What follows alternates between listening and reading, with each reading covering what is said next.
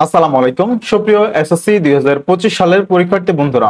বন্ধুরা, তোমরা যারা ফেল করেছিল বা তোমরা যারা বোর্ড চ্যালেঞ্জ করেছিল, 2-1 নাম্বার এখানে এ প্লাস যাদের মিস্টেক হয়েছিল তারা 2-1 নাম্বার বাড়িয়ে দেওয়ার জন্য যারা বোর্ড চ্যালেঞ্জ করছিল বা 2-1 নাম্বার যাদের ফেল চলে আসছিল তার জন্য তোমরা যারা বোর্ড চ্যালেঞ্জ করছিল তাদের যে খাতাগুলো আছে সেগুলো কিন্তু শিক্ষা মন্ত্রণালয় দেখো সেগুলো কিন্তু তারা সংগ্রহ করতেছে এবং খাতাগুলো খুব শীঘ্রই শিক্ষকদেরকে দিয়ে পুনরায় দেখাবে। দেখো, আমরা যদি ঢাকা শিক্ষা বোর্ডের ওয়েবসাইটে দেখি তাহলে একটা নোটিশের মাধ্যমে 20 তারিখে কিন্তু অর্থাৎ গতকালকে কিন্তু এই নোটিশটা আপলোড করা হয়েছে। এই নোটিশের মধ্যে কিন্তু যারা যারা বোর্ড চ্যালেঞ্জ করছে ঢাকা বোর্ড থেকে, যারা যারা বোর্ড চ্যালেঞ্জ থেকে কোন বিষয়ে কতজন শিক্ষার্থী বোর্ড চ্যালেঞ্জ করেছে সে সকল কিছু কিন্তু একটা নোটিশ আকারে দেখা হিউজ পরিমাণ একটা বড় ফাইল। অনেক শিক্ষার্থী কিন্তু তোমার বোর্ড চ্যালেঞ্জ করেছে, তাদের পুরো সম্পূর্ণ নোটিশ যে লিস্ট সেটা কিন্তু এখানে সম্পূর্ণ দেওয়া আছে। বন্ধুরা, এই নিয়ে আমাদের কাছে কিছু আপডেট আছে এবং কোন খাতাগুলো রেজাল্ট পরিবর্তন হওয়ার সম্ভাবনা বেশি, যারা ফেল করছে তাদেরগুলো নাকি যারা 2-1 নাম্বার এখানে যাদের এ প্লাস মিস্টেক হয়েছে তাদের রেজাল্ট পরিবর্তন হওয়ার সম্ভাবনা বেশি, শিক্ষা মন্ত্রণালয় এই নিয়ে কি বলে আজকের এই ভিডিও জুড়ে আমরা ইন ডিটেলস আলোচনা করব। বন্ধুরা, ভিডিওটি শুরু করার আগে তোমাদের কাছে একটাই রিকোয়েস্ট থাকবে, এখনো যারা বেসিক স্কুল 24 ইউটিউব চ্যানেলটি সাবস্ক্রাইব করনি অবশ্যই চ্যানেলটি সাবস্ক্রাইব করে পাশে থাকা বেল বাটনটি বাজিয়ে রাখুন, যাতে করে আমি কোনো হেল্পফুল ভিডিও আপলোড করার সাথেই সর্বপ্রথম তোমার কাছে চলে যাই। এছাড়াও তোমাদের এই বোর্ড চ্যালেঞ্জ সংক্রান্ত সকল আপডেট আমাদের কাছে পেয়ে যাবা, তারপর তোমার কলেজ ভর্তি সংক্রান্ত সকল আপডেট পেয়ে যাবা, এক কথায় তোমার লেখাপড়া সম্পর্কিত সকল আপডেট কিন্তু এই জিয়াদ ভাইয়ের কাছ থেকে পেয়ে যাবা। সো আর দেরি না করে এখনই বেসিক স্কুল 24 ইউটিউব চ্যানেলটি সাবস্ক্রাইব করে রাখো। আমরা এখানে দেখো শিক্ষা বোর্ড থেকে যে নোটিশটা যে পিডিএফ ফাইলটা আপলোড করেছে, এখানে হিউজ পরিমাণ শিক্ষার্থীর রোল নাম্বার, রেজিস্ট্রেশন এবং কে কোন বিষয়ে ফেল করেছে, তারপর হেড অফ এক্সামিনার নেম, তারপর তোমার কোড নাম্বার, তারপর এখানে একটা রেড মার্ক করে একটা শব্দ দিয়েছে, তার কি এখানে কি লেখা আছে আমরা একটু পরে দেখি। একটা যদি আমরা যদি একটু উপরের দিকে যাই, এখানে দেখো উত্তরপত্রের প্রাপ্ত নাম্বার পরিবর্তন করে জমা দিলে তার বিরুদ্ধে বিধি মোতাবেক ব্যবস্থা গ্রহণ করা হবে। অর্থাৎ এখানে তোমার জমা দেওয়ার শেষ তারিখ কিন্তু দেওয়া হয়েছে, এখানে জমা দেওয়ার শেষ তারিখ হচ্ছে 23/3/2025। তুমি 23 এটা হচ্ছে জমা দেওয়ার শেষ তারিখ। তাহলে দেখো প্রত্যেকটা বোর্ডে কিন্তু এরকম করে নোটিশ তারা তাদের ওয়েবসাইটে আপলোড করেছে। তো তুমি কোন বিষয়ে বোর্ড চ্যালেঞ্জ করেছো বা তোমার কোন বিষয়ের জন্য রেজাল্ট পরিবর্তন করার আবেদন করেছো সেটা অবশ্যই আমাদেরকে কমেন্টে জানিয়ে দাও। আর কে কোন বোর্ড থেকে আবেদন করছে সেটাও জানিয়ে দেবা।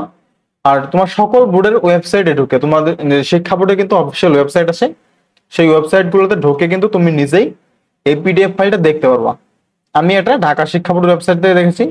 এখানে এসএসসি ঢাকা শিক্ষা বোর্ডের ওয়েবসাইটে যাওয়ার পর বা তুমি যে ওয়েবসাইট থেকে দেখবা, যে বোর্ড থেকে দেখবা, সে বোর্ডের অফিসিয়াল ওয়েবসাইট যেটা আছে শিক্ষা রিলেটেড, এখানে দেখো সাপোজ মনে করে এটা হচ্ছে এসএসসি কর্নার। আমি যদি এসএসসি কর্নারে যাই তাহলে কিন্তু এই পিডিএফ ফাইলটা ওপেন হবে। এখানে সকল শিক্ষার্থী কিন্তু দেওয়া আছে।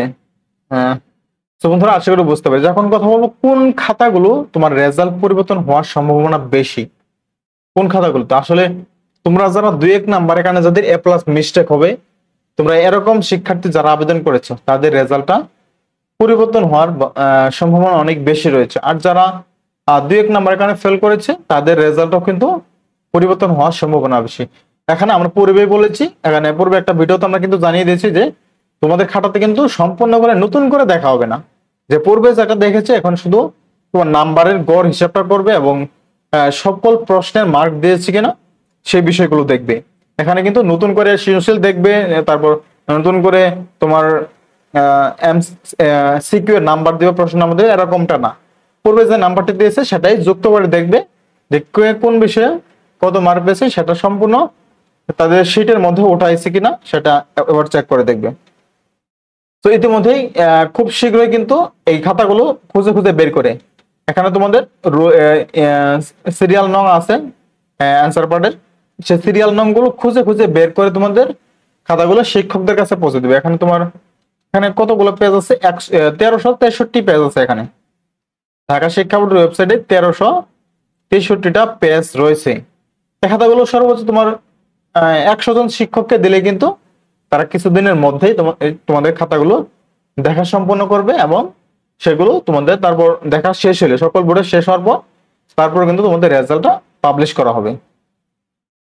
তারপর তোমাদের রেজাল্টটা পাবলিশ কত তারিখে হওয়ার সম্ভাবনা আছে? তবে শিক্ষা মন্ত্রণালয় একটা আপডেটে আমরা জানতে পারছি, তারা বলছে যে 30 দিনের মধ্যে, সাধারণত বোর্ড চ্যালেঞ্জের রেজাল্ট 20 দিনের মধ্যে প্রকাশ হয়, কিন্তু তোমাদের বেলা 30 দিনের মধ্যেই এই রেজাল্টটা প্রকাশ করা হবে।